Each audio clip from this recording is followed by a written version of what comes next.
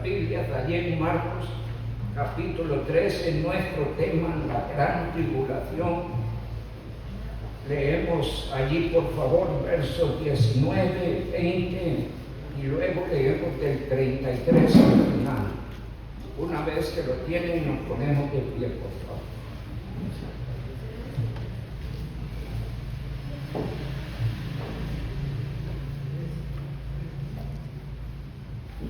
Amén. Sí, amén. Dice la gloriosa palabra de nuestro Dios, porque aquellos días serán de gran tribulación, cual nunca ha habido desde el principio de la creación de Dios, que Dios creó, hasta ese tiempo ni la habrá. Y si el Señor no hubiese acortado aquellos días, nadie sería salvo. Mas por causa de los escogidos que Él escogió, acortó aquellos días. 33, mirad, velad y orad, porque no sabéis cuándo será el tiempo. Es como el hombre que yéndose lejos, dejó su casa y dio su autoridad a sus siervos, y a cada uno su obra, y al portero mandó que velase. Velad pues, porque no sabéis cuándo vendrá el Señor de la casa, si al anochecer, o a la medianoche, o al canto del gallo, o a la mañana, para que cuando venga de repente no os halle durmiendo. Y a lo que a vosotros digo, a todos los digo, velad. Que el Señor nuestro Dios añada bendición por su palabra. Llenamos nuestro rostro. Amado Dios, alabamos tu nombre, agradecemos el honor de estar aquí en tu casa, el poder alabar y bendecir tu glorioso nombre. Solo tú eres Dios, eres santo, eres bueno, nos has amado con amor eterno, tienes cuidado de nosotros, nos sustenta, pero entre todas estas maravillas y cuidados tuyos, oh Dios, tenemos el regalo de la salvación. Y agradecemos, oh Dios, ese sublime regalo que en todos sus extremos depende de la obra que Cristo hizo en la cruz. Y en ese sacrificio, Señor, estamos completos, estamos seguros, y hay una dicha eterna para nosotros esperando. Así es que nosotros te damos la honra, la gloria y la alabanza por tus cuidados y por sobre todas las cosas, por el regalo de la salvación. En esta noche, mi buen Dios, nos hemos reunido para oír tu palabra y queremos que, por favor, tu Espíritu Santo sea tomando el control, mi Dios, de tu siervo al exponer la palabra y de cuantos aquí estamos. Que tu Espíritu nos dé un corazón atento y que esta palabra, Señor, venga a producir un despertar espiritual en los corazones, un compromiso contigo y con tu obra, y nos ayudes cada día a estar alertas, pendientes, pues cualquiera de estos días perfectamente puede sonar la trompeta y tú no quieres que seamos hallados durmiendo, sino velando. Ayúdenos, Señor, necesitamos de ti en todas las cosas. Nuestro cuerpo, nuestra alma, nuestro espíritu depende y se sustenta de ti. En tus manos estamos. Enséñanos en esta noche, recuérdenos, refresquenos del conocimiento, y esto venga a traer una vida espiritual más seria en cada uno de los que aquí estamos. Con acción de gracias, Señor, te lo pedimos en el nombre de Jesucristo. Amén. Pueden sentarse, amados hermanos. Allí tengo unas preguntitas, pero ya las perdí.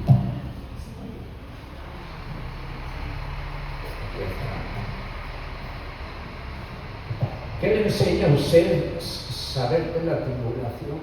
¿Qué le enseña? ¿Qué beneficio hay para usted saber de la tribulación? ¿En qué le ayuda? pueden hablar.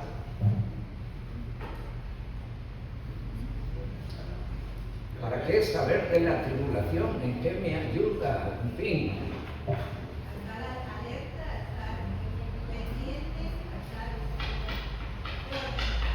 ¿Quién está hablando? Yo, Ay, gracias. estar atenta, estar alerta, además del Espíritu Santo, concentración. Sí. Es importante eso, porque no es simplemente tratar el tema, estoy yo aplicando, ¿qué estoy poniendo en mi corazón? ¿Qué me está enseñando? ¿Qué me está ayudando espiritualmente? Dentro de mi oración rogaba al Señor que el tema que estamos tratando traiga un despertar espiritual. No es oír por oír. Segunda pregunta. ¿Qué compromiso trae a su vida saber de la tribulación? ¿Qué compromiso? Sí, hermana Isabelita. Saber lo importante y darle prioridad a hacer lo que el Señor nos encargó, a salvar almas por medio de Jesucristo. ¿Alguien más quiere referirse? ¿No? Alguien está hablando bajito allá, a Victoria, gracias. ¿Alguien más? Sí, hermano Orlando. No cruzar la brecha entre el mal y el bien, porque ahí entre la tribulación y la salvación hay un punto de quiebre, entonces hay que mantenerse al lado de la salvación, porque si uno avanza, la persona avanza hacia la tribulación, es algo de Una última pregunta. ¿Qué deseo despierta en usted saber de la tribulación? A ver qué deseo despierta. Cristo ya viene. Ah, Cristo viene, que no vamos a estar ahí. Un agradecimiento porque nos libra de ese tiempo.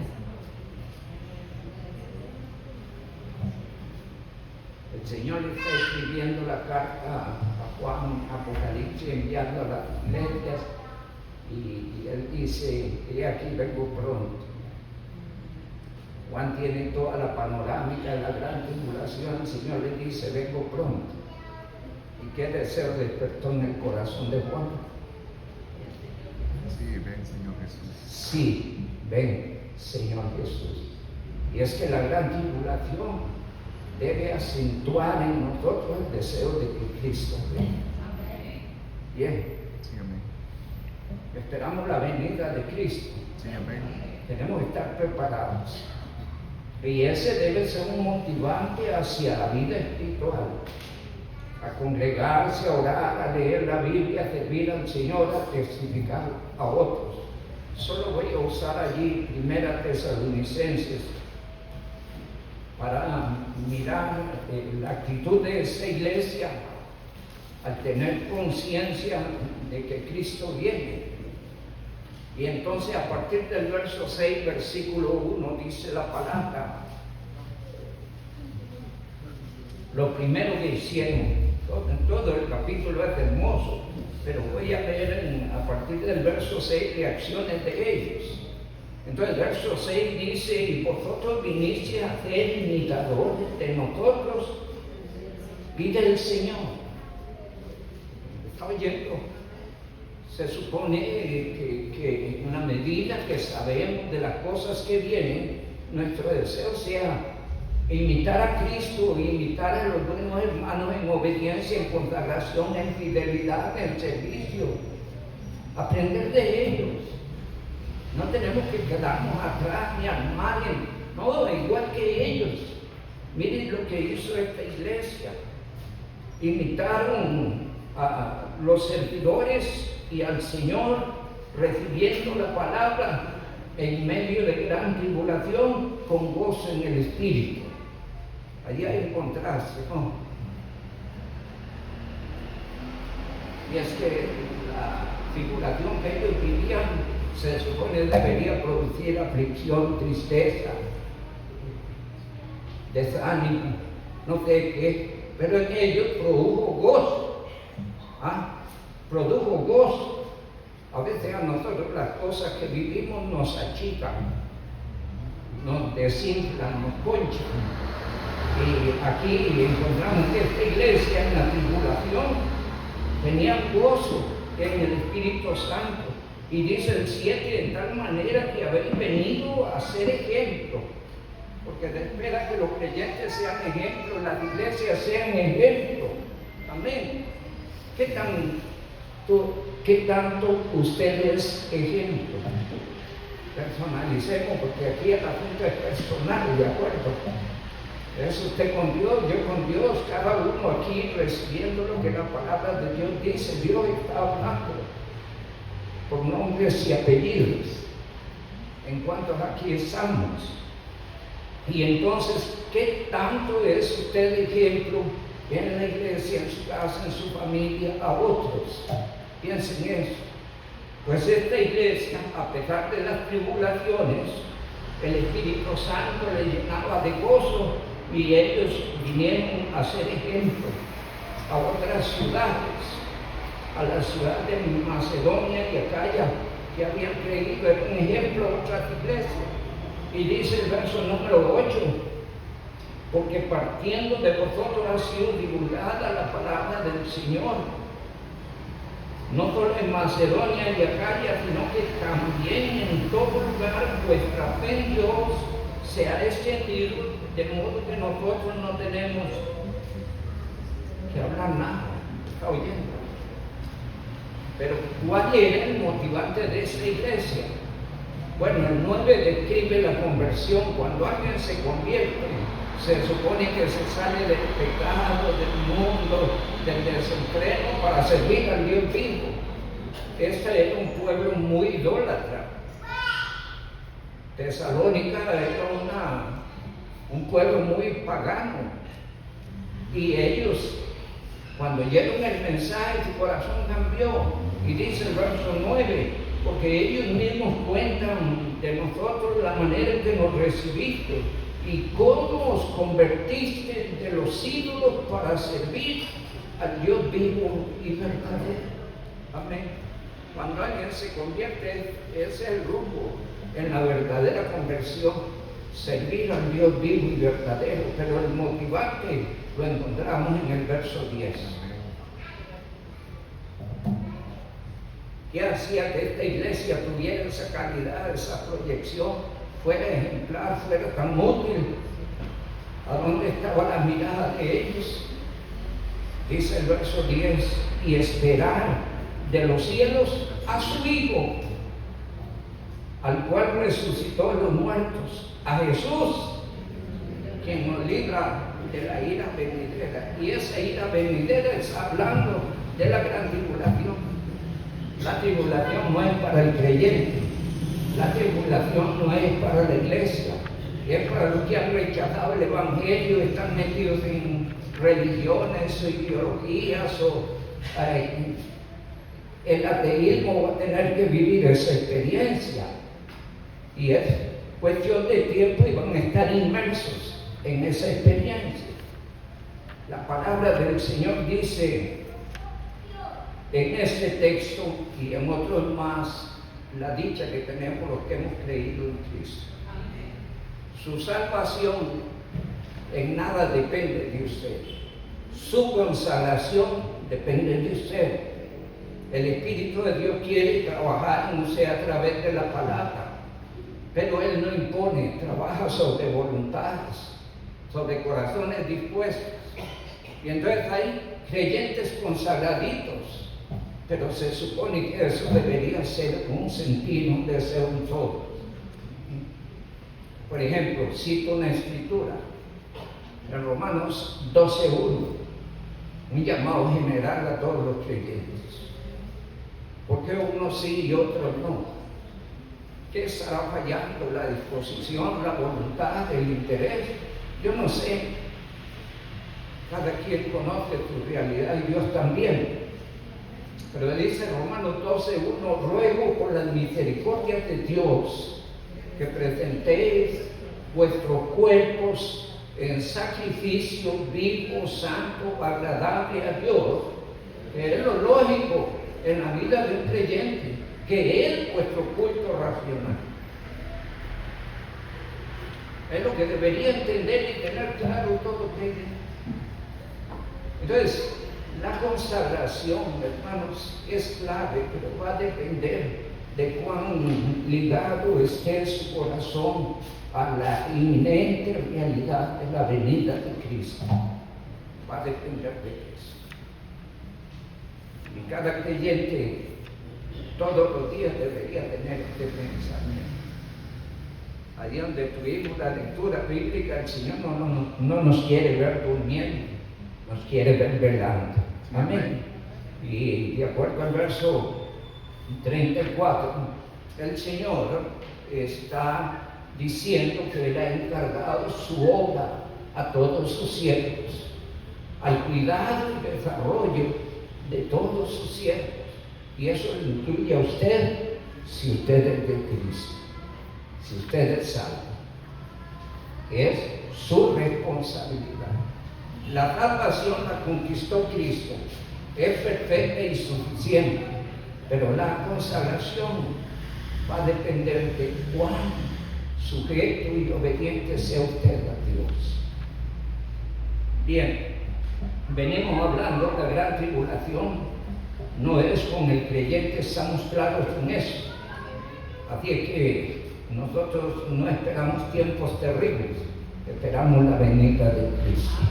Pero vienen tiempos terribles. Puede haber alguna prueba, tribulación, pero comparada con la gran tribulación, no. Porque no nos ha puesto Dios para ir, sino para alcanzar salvación por medio de Jesucristo. Amén. Sí, amén. Y entonces eso es importante que nos quede claro. ¿Quiénes entrarán o se quedarán en la gran tribulación después de arrebatada la iglesia? Estuvimos hablando la semana pasada y nos quedamos en Romanos capítulo 1. Allí van a estar todos los idólatras y seguidores del paganismo. Antes quiero leer un pasaje en Apocalipsis, porque estos están en una cuerda muy floja.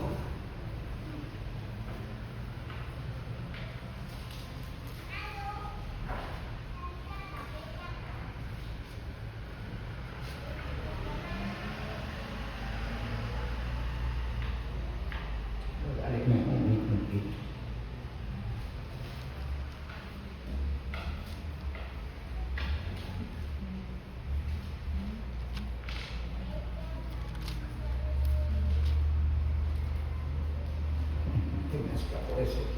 Este pasaje es un pasaje donde era claro, en una forma contundente, quiénes no tendrán parte con Dios. Sí, hermano Juan, gracias. 21:8, gracias. Bien. Ok, sí. Observen este detalle. Cuando hablamos de gente que se queda en la gran tribulación, es porque Dios viene mostrando a través de la Biblia contra quienes Él está molesto. Sin embargo, entre comillas, pudiéramos decir, la gran tribulación podría ser una oportunidad. No sé si Dios lo hará así, pero eventualmente nosotros veámoslo así. Pero, sin embargo, vamos a encontrar que multitud de gente no van a cambiar, se van a aferrar a su necedad, a su estilo de vida, a su religiosidad, a sus idolatrías y a su vida de pecado. Y entonces allí en el 21:8 dice, pero los cobardes. ¿A quién llama el Señor cobarde?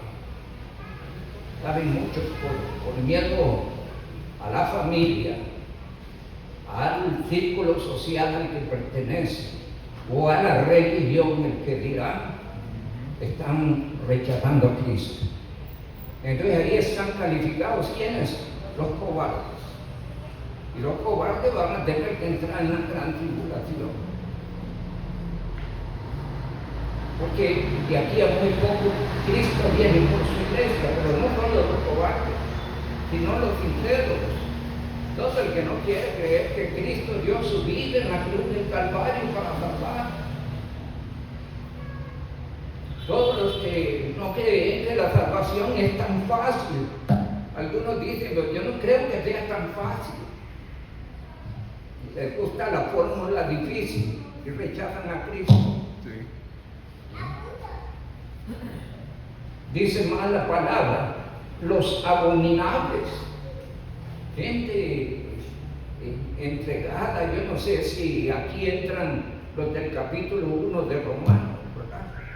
Y ahora veremos un poquito allí, pero dice los abominables y hechiceros, todos los que practican la superchería, la hechicería, la brujería.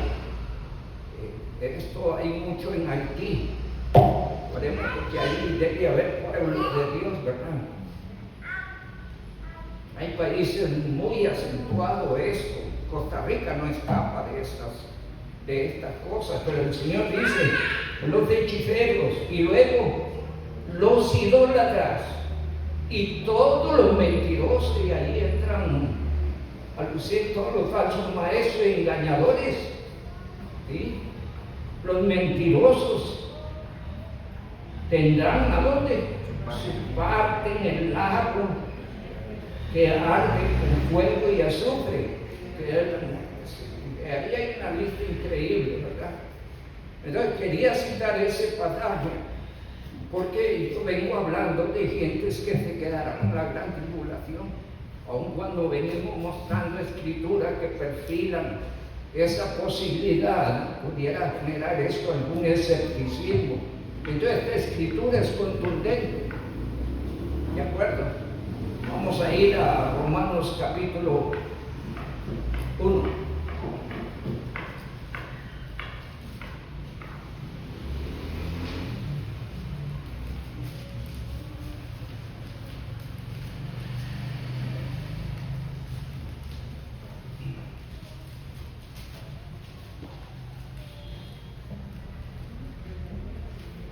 Recordemos que el verso 18 decía que Dios está airado contra los que retienen la verdad, sabiendo la verdad y permitiendo que la gente viva como quieran vivir, en tanto sigan perteneciendo a sus religiones. Y entonces están negando la verdad, lo que dice la Biblia. Por ejemplo, hablando de una salvación por obras, donde están hablando de una salvación que va a depender de cuán bueno soy yo, o si pertenece a esta religión, la posibilidad. Entonces toda esa gente, esos líderes, ya vimos allá todos los mentirosos, dice Apocalipsis 21:8. Y en el verso 8 dice que Dios está airado contra todos los que retienen o impiden. Dice, retienen con injusticia, ¿qué cosa? Detienen con injusticia, ¿qué cosa? La verdad. Entonces tienen sus cultos, sus reuniones, sus predicaciones, pero no es la verdad. ¿Sí? Entonces por eso Apocalipsis 21:8, nosotros estábamos más adelante. Quería citar ese verso 18. Una de las características del mundo religioso es que ellos profesan ser sabios. ¿Cuál es la idea? Los que tienen la verdad. Un debate allí entre un adventista y otra persona, y entonces ese adventista decía que no son salvos si no guardan el sábado. Y entonces el que lo confrontaba le decía que la persona es salva si recibe a Cristo, no si guarda el sábado. Pero son mentiras, doctrinas que hay, y por eso les aconsejo seamos muy prudentes cuando abrimos una emisora y queremos oír alguna predicación, porque el mensaje adventista es parecido al mensaje bautista, solo que ellos están en una mezcla de la ley y la gracia, solo que ellos predican el sábado, no a Cristo. Y entonces de repente mejor apagar, porque el diablo es astuto. La mentira la vende a veces empaquetada en un tamal de verdad, ¿sí? Pero por dentro lleva el chile venenoso. Y allí es donde el creyente tiene que ser prudente y tiene que ser sabio. Dice la Biblia, profesando ser sabios, hicieron eso. Y hablando de los idólatras, dice el 23, y cambiaron la gloria de Dios, del Dios incorruptible, en semejanza de imagen de hombre corruptible, de aves, de cuadrúpedos y de reptiles. Y ahí ese versículo concentra todas las idolatrías según las religiones, porque allí están concentradas en ese solo versículo. Tiene que ver la idolatría sobre imágenes de seres humanos, sean hombres o mujeres, pero también tiene que ver con la idolatría que tiene que ver con animales, con aves o con reptiles. Y dice la palabra del Señor que ellos cambiaron la gloria de Dios por eso. Y entonces prefirieron creer en esas cosas. Me viene a la memoria la escena cuando Moisés sube al Sinaí. Y él subió al Sinaí por voluntad y llamado de Dios. Dios les iba a dar las reglas para regirse ese pueblo. Y como Moisés no bajaba, hay alguna cabeza caliente allí que dice, no, ya Moisés no va a bajar, debía haber muerto arriba, hagamos unos dioses. Hicieron un becerro y empezaron a adorar un becerro, diciendo que ese era el Dios que les había dado. El hombre es muy proclive a inclinarse, aun cuando hay una observación allá bien clara en Éxodo 20, vamos a mirar.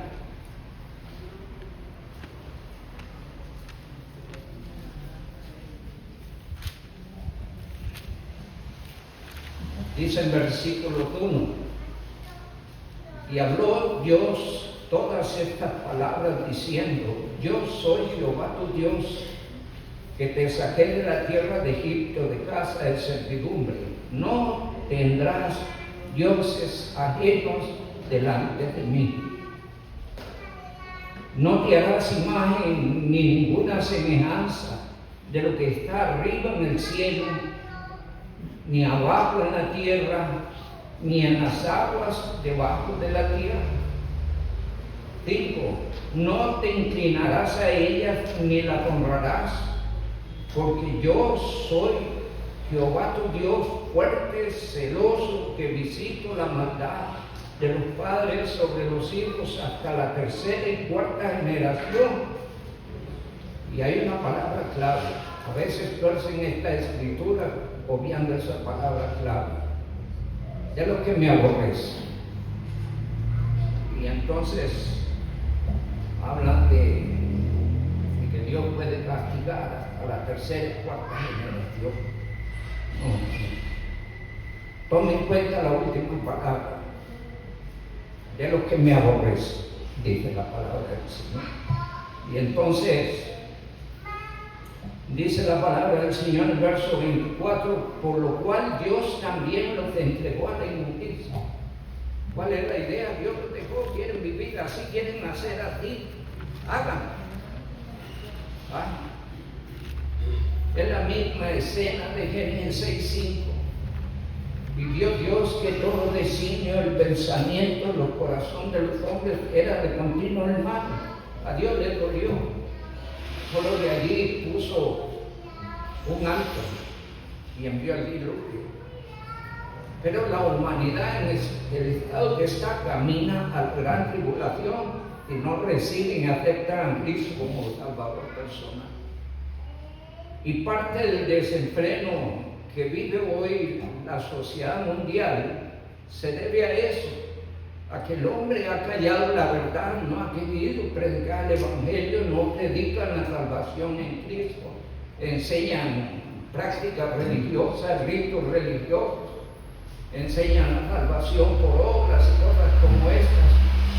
Entonces, esto ha degenerado en un desenfreno increíble. Y dice la palabra: entonces Dios también los entregó a la inmundicia en la concupiscencia de sus corazones, de modo que deshonraron sus propios cuerpos. Y aquí se mete en un campo terrible, que en alguna medida abona a la profecía de Marcos 13, donde dice que la venida del Señor sería como los días de Sodoma y Gomorra. Y dice la palabra del Señor en nuestro texto, verso 25: ya que cambiaron la verdad de Dios por la mentira. ¿A qué se refiere? A los ídolos.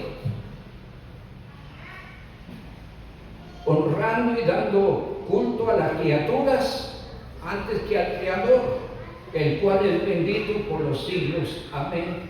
Por eso Dios los entregó a pasiones desordenadas. No significa que Dios los envió al pecado, no, los dejó en el pecado, que es diferente. Dios es santo, santo, santo, santo es su nombre. Y Él es muy puro de ojos para ver el pecado. Y como dice Santiago 1:17, toda buena dádiva y todo don perfecto desciende del Padre de la luz, en el cual no hay mudanza ni sombra de variación. Entonces, ¿qué entender aquí? Dios los está dejando a la necedad de sus corazones. Quieren vivir así, quieren hacer cosas, hagan como les parece, porque un día se van a encontrar con Él.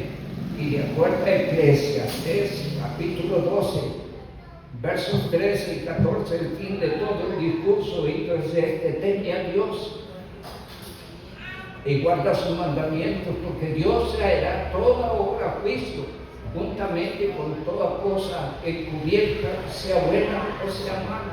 Y allí te van a encontrar.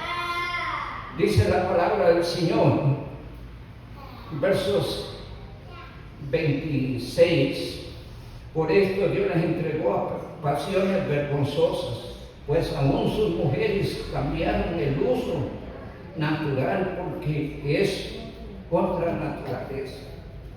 Cuando Dios hizo al hombre, hizo hombre y mujer. Dios no le trajo una mujer a Eva, ni le trajo un hombre a Adán. Dios hizo un hombre y una mujer. Con el paso del tiempo, las mentes y los corazones se han desviado y se han pervertido. Por eso fue destruida la ciudad de Sodoma y Gomorra, porque desde el más pequeño hasta el más viejo se habían corrompido, dice la palabra del Señor. Y a través de los tiempos han aparecido instituciones como la Corte Interamericana de Derechos Humanos, defendiendo todas estas cosas y promoviéndolas y llevándolas casi al grado de obligación a los países. Aquí ahorita hay un debate, aquí por una circunstancia especial, de si se salen de la Corte Interamericana de Derechos Humanos o permanecen. Hay un debate en eso. Sí. En estos días, precisamente, ¿verdad?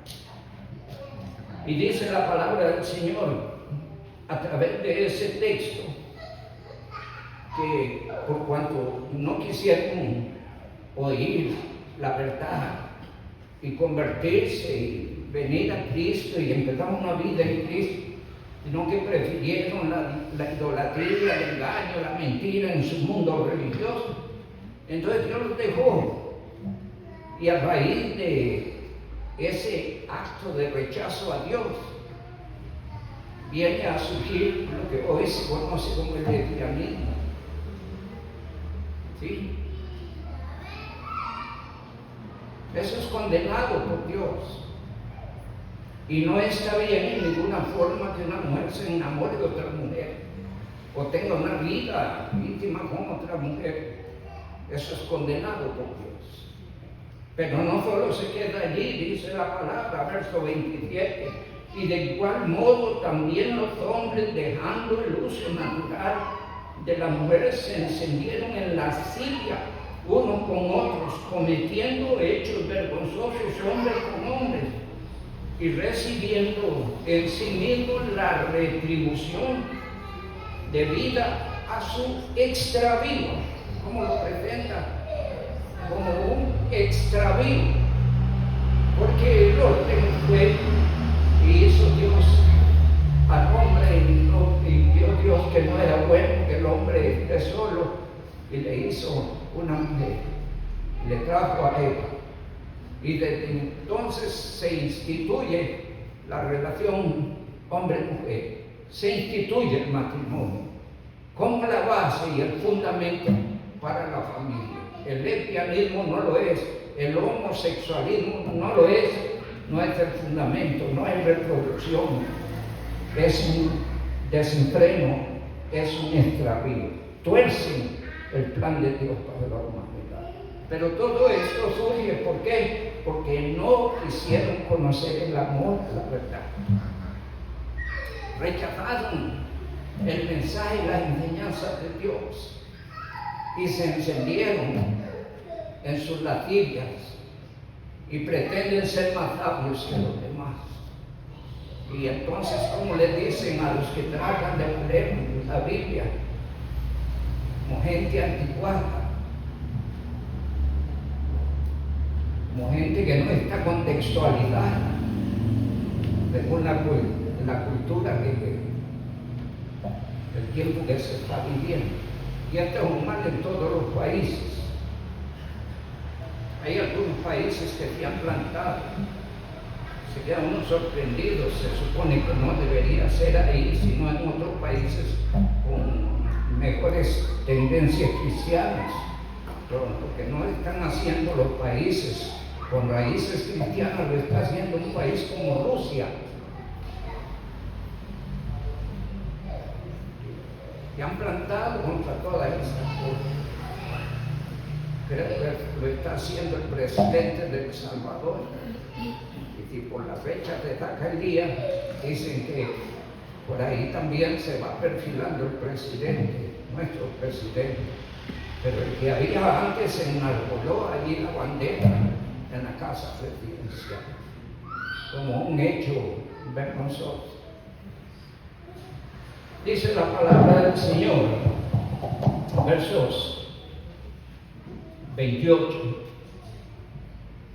Y como ellos no aprobaron tener en cuenta a Dios, raya este versículo, porque todo el mal anterior se debe a ese, raya este verso es clave. Por cuanto ellos no aprobaron tener en cuenta a Dios, Dios los entregó ¿a qué? A una mente reprobada, para hacer cosas que ¿qué? Que no conviene. Por supuesto que no conviene. Y hay que orar porque la gente le convierta a Cristo. El asunto ha llegado a tal extremo. Aquí en Costa Rica, que hay un partido político allí que está haciendo todo lo posible por echar abajo o interferir principalmente las iglesias, el campo de la psicología, en la idea de convertir a las personas. Y entonces están tratando de meter una ley que impida convertir a esas gentes. No sé si usted ha mirado noticias en ese sentido, pero la única forma de que el hombre puede cambiar su vida es viniendo a Cristo. Amén. ¿Cuál sería la conducta, forma de ser, estilo de vida del endemoniado gadareno? A mí yo ese lo cojo de caballito de batalla, porque ahí encuentro concentradas en esas personas todas las conductas erradas.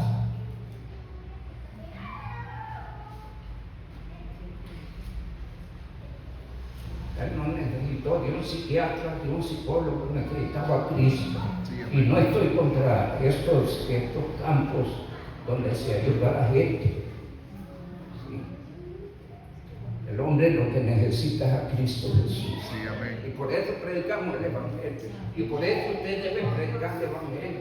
Y hay que apurarlo antes que lleguen esas leyes o esas propuestas a convertirse en leyes de la República.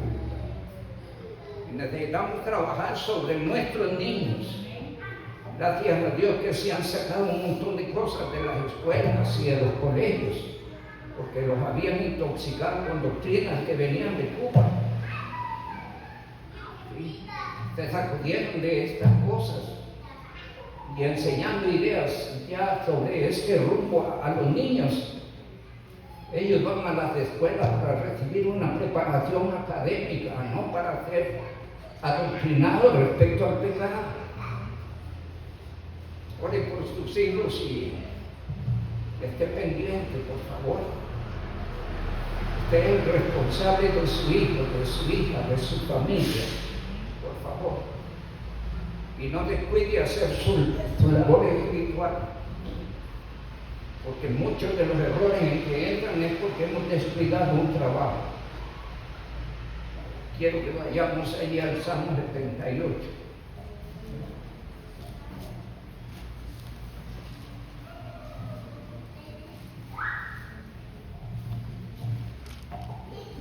Puede leer Deuteronomio 6 también, allá en tu casa. Deuteronomio 11 también, trata el mismo tema. Pero aquí voy a leer solo el 78, de la responsabilidad que tienen los padres en este rumbo sobre sus hijos. Y dice la palabra en el verso 5, Él estableció testimonio en Jacob y puso ¿qué? Ley en Israel. Ley en Israel. Cuando habla de las leyes, hay leyes morales, leyes sociales, leyes de orden espiritual. Para que ellos como sociedad supieran cómo debían conducirse. Dice la palabra, lo cual mandó a quienes, a los pastores, a las iglesias, no, a los padres. Nosotros solo los tenemos un ratito, pero ustedes tienen la mayor parte del tiempo de ellos. ¿Sí? Y entonces dice la palabra, y le mandó a sus padres que lo notificasen a quién, a sus hijos, que les hablara de las leyes que Dios había dado para conducirse y vivir, se las transmitieran a los hijos, que le transmitieran la voluntad de Dios a sus hijos. Y dice el verso 6, para que lo sepa la generación venidera.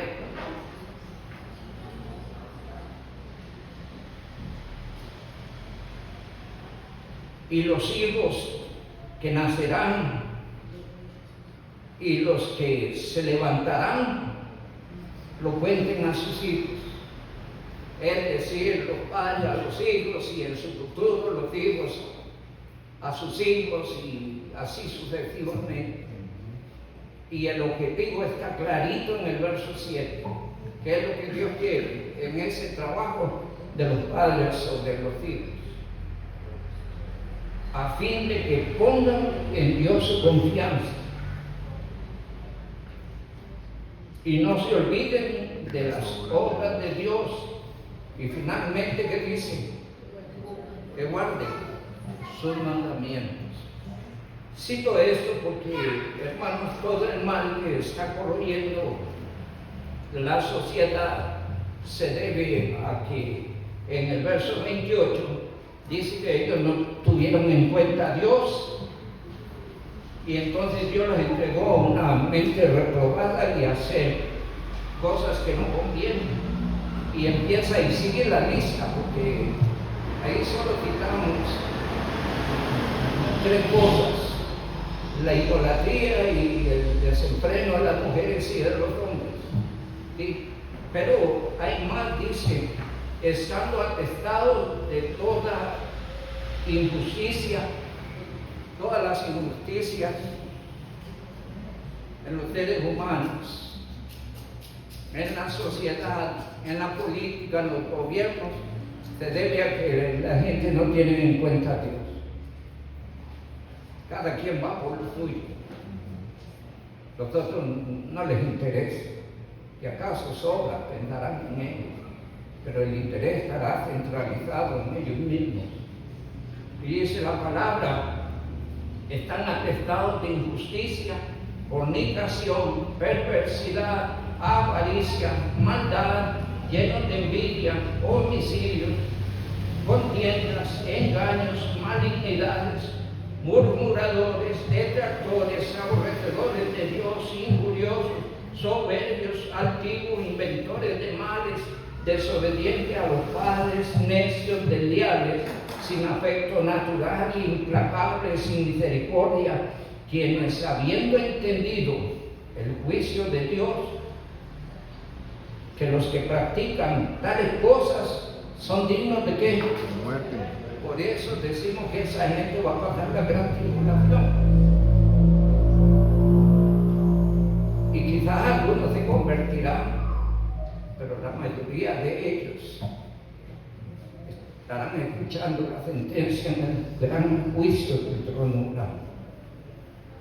Apartados de mí, malditos al fuego eterno, dice San Mateo 25:41. Apartados de mí, malditos al fuego eterno, preparado para el diablo y sus ángeles. Dice la palabra del Señor, quienes habiendo entendido el juicio de Dios, que los que practican tales cosas son dignos de muerte, no solo las hacen, sino también se complacen con las que las practican. Y viven en un orgullo, en su estilo de vida, su idolatría, su mundo, su desenfreno.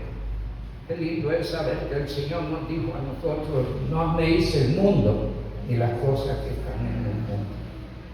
Porque los deseos de los ojos, los deseos de la carne, pasan. Pero el que hace la voluntad de Dios permanece para siempre. Y Juan 17:14 dice, no soy del mundo, como tampoco yo soy del mundo. Y en el verso 16 vuelve a repetir lo mismo. No son del mundo, como tampoco yo soy del mundo. Es la realidad del redimido. Gracias a Dios que tuvo misericordia. ¿A dónde estuvimos nosotros metidos? Ya ni recordemos eso. Glorifiquemos a Dios porque estamos en Cristo Jesús. Porque hemos llegado al conocimiento de la verdad. Leamos un texto allí en 1 Corintios 6. Es maravilloso.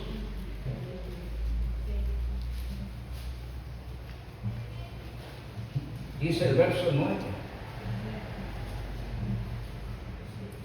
Ellos pasan la gran tribulación eventualmente, y quienes oirán la sentencia en el juicio del gran trono blanco, todos los que rechazan a Cristo y se aferran al pecado, al engaño, a la mentira.